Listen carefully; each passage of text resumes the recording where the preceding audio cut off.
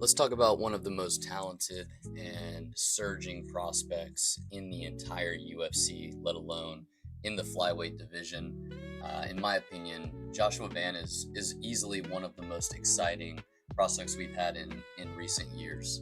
Uh, the potential that this kid has is insane. In my opinion, he's got some of the best boxing in the entire UFC for a 23-year-old. Like, that's the biggest thing that stands out here is he's this talented already at 23. He's had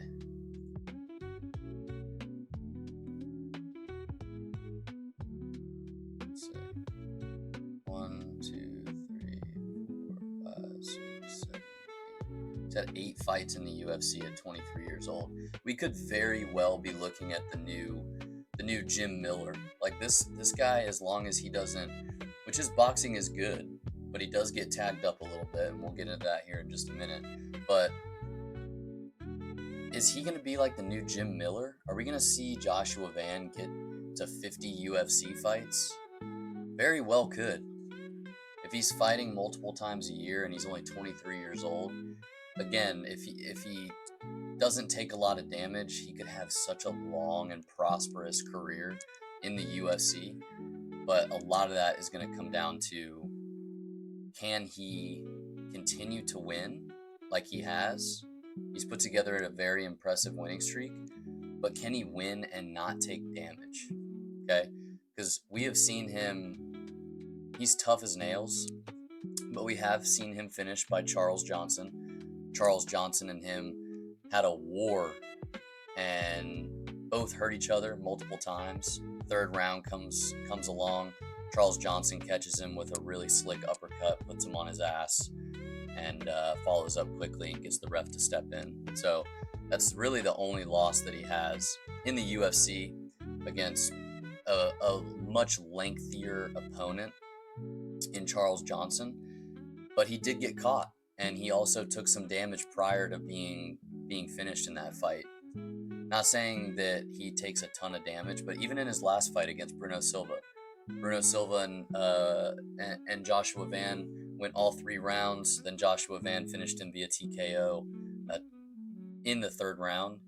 So he took a little bit of damage against Bruno Silva. It wasn't a ton. He's obviously making a quick turnaround for UFC 317, but I would like to say that we're going to see him get a ton of fights under his belt in the UFC. I just think it is really going to depend on how well he stays away from taking damage. But big news. Joshua Van gets one of the biggest step-ups in, this is 9 spots, so we're pretty much looking at the same situation as Peter Yan and Marcus McGee. Very similar to a Peter Yan and Sean O'Malley. Like, Joshua Van has the ability to catapult himself from an unranked to the number 1 contender all within a month. He's fighting on UFC 317, which is next month's pay-per-view in Las Vegas. So he just got that number 10 ranking from number 14. So he's top 10, right? He's going to catapult himself from 14 to 1 in a month's time. That he has the potential to, let's say that. He is going against a super dangerous Brandon Royval. Brandon Royval has some of the most fun finishes in the flyweight division. He sniffed the title a couple times and fell short. But his most recent fight against Tetsuya Taira, like, he showed he's still that dog. Again, he came up short against Pantoja for the belt, lost in a decision, came back and won against Brandon Moreno, and then turned around and beat Tetsuya Taira for his UFC debut. And a lot of people were counting Royval out here, a lot. But he showed that, very similarly to Mario Bautista last weekend with Patchy Mix, He showed that there are levels to this shit.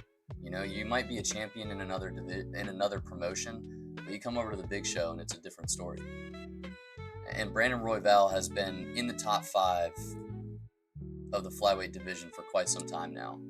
He had a really unfortunate injury. I'm going to say it was against... Was it Kai Kara France? No. It might have been Kai Kara France. But he had like an unfortunate injury that kind of derailed his progress. He had to come back and lace his boots up. Got a couple more dubs, and then he got the shot against Pantoja.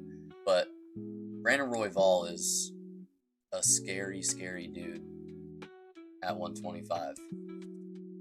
Really lengthy, and that's the reason that I brought up the fight with Charles Johnson and Joshua Van. Is the one time that we have seen Joshua Van get finished, and the one time that we've seen him in really, really deep waters was against Charles Johnson. And Charles Johnson is a very similar build to Brandon Royval. Both guys are pretty lengthy for the division. They're going to have a height advantage. They're going to have a reach advantage on most of the people that they go up against in this division. And so that's important to note. You know, Joshua Van has been able to make easy, quick work of other flyweights that maybe aren't as lengthy and maybe aren't as big as Brandon Royval or Charles Johnson. But he got touched up and he got TKO'd against Charles Johnson. And Brandon Royval has a much bigger threat on the feet than Charles Johnson, in my opinion. I think Brandon Royval is a dynamic striker at 125, mixes it up really, really well. Uses his jab probably better than 99% of the roster. Gets behind it really, really well. And I think that he's going to present a lot of issues for Joshua Van. Don't get me wrong, Joshua Van is talented. There's no doubt about that. But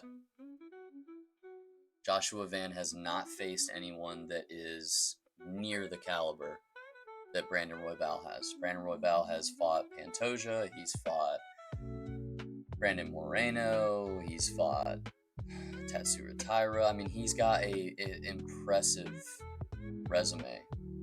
Matthias Nicolau brutally knocked out Matthias Nicolau. Subbed Matt Schnell. So, I mean, he's got a good amount of talent that he's taken out, whereas Joshua Van, he's been just now starting his ascent to the title, right? So he's not going up against these big name guys. You know, like Charles Johnson is probably the biggest name that he's faced so far.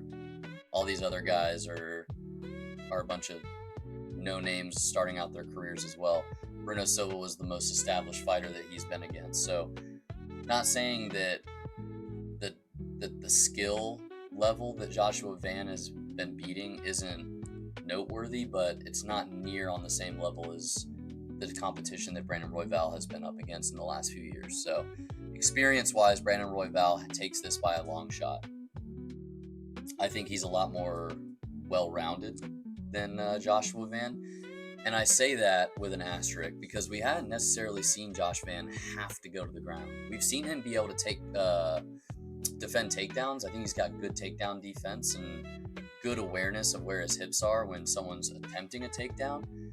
But we haven't necessarily seen him have to defend submission threats. And Brandon Royval is a legit submission threat. He's certainly more of a threat on the feet, but that sub threat is there. And we haven't seen Joshua Van have to even remotely defend a submission, a real one. And I think Brandon Royval is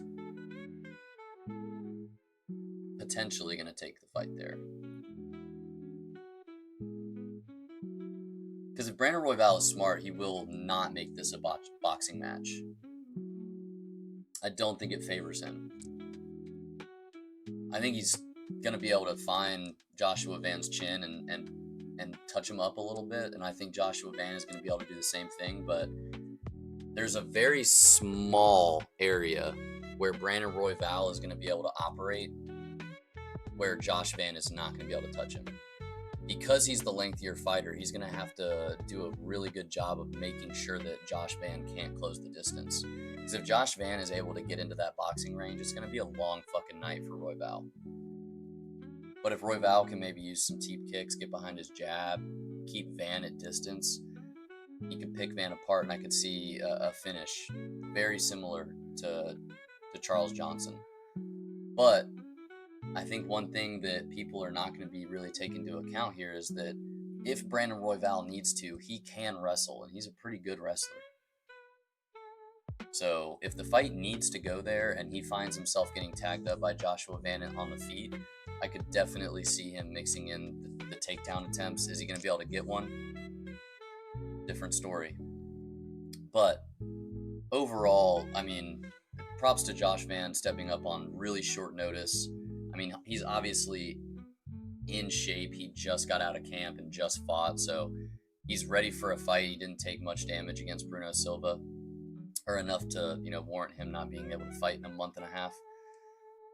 But this fight was initially supposed to be between Manel Kape and Brandon Royval. So props again to Royval, because this is a big risk for him. When Kape pulled out, he could have been like, all right, well, I'll wait for him to, get healthy again, and we'll revisit this, or I'll wait for one of these other guys to fight, and then I'll take them. But no. UFC called him up, told him they had a budding prospect in Joshua Van, someone that's really dangerous, and he said, yeah. So Royval has a lot to lose here. A ton. He could literally go from the number one contender, waiting for a rematch from Pantoja, which is very likely because it's not like Pantoja finished him emphatically. It was a decision, okay? It was a competitive fight. But he's risking a lot here taking this. Joshua Van has nothing to lose. His ranking isn't gonna move. He might go back 1 or 2, but he's gonna stay in the top 15. He might even stay exactly where he is at number 10. But Royval, he could move back quite a few spots. They could damn near trade places. I don't think they're going to make a straight switch if Joshua Van wins, but Royval definitely has the most to lose here. And Joshua Van has an opportunity unlike no other. He is not going to get an opportunity like this again, to jump the line like this. And you have to. When the UFC calls and asks you if you want to take this fight, like, all day if you're Joshua Van. But this is going to be an absolutely stellar fight. A lot of people are riding really high on Joshua Van. He came out as the betting underdog, I think, or betting favorite, which is crazy. I think things have kind of leveled out over the last couple of days since they announced this fight, but it's going to be close. I'm pumped. I like Brandon Royval. Always puts on a great performance. I don't think I can name a boring fight. And talented prospect in Joshua Van. I'm looking forward to it. Early prediction, I think Brandon Royval is going to be a little bit too much of a jump for Joshua Van skill-wise. So I'm going to go with Brandon Royval. But I'm not locking in a method of victory here. But I do feel confident that Brandon Royval is going to be too much of a skill gap. He's not going to get in close and let Josh operate in that boxing range to where it's a threat of him getting knocked out. So I think Brandon Royval is going to get it done, but there is a chance that Joshua Van can make an absolutely massive upset and take the speedy way to the number one contender. So let me know your thoughts below, how you think this one's going to play out. But I'm super pumped for this one, guys. They had another fun fight to UFC 317 and save Royval from being taken off the card, which is always great. So props to UFC for making this fight still happen and keeping Royval there. So great news. Again, let me know how you think this one's going to play out in the comments below. We'll catch you in the next one. Peace.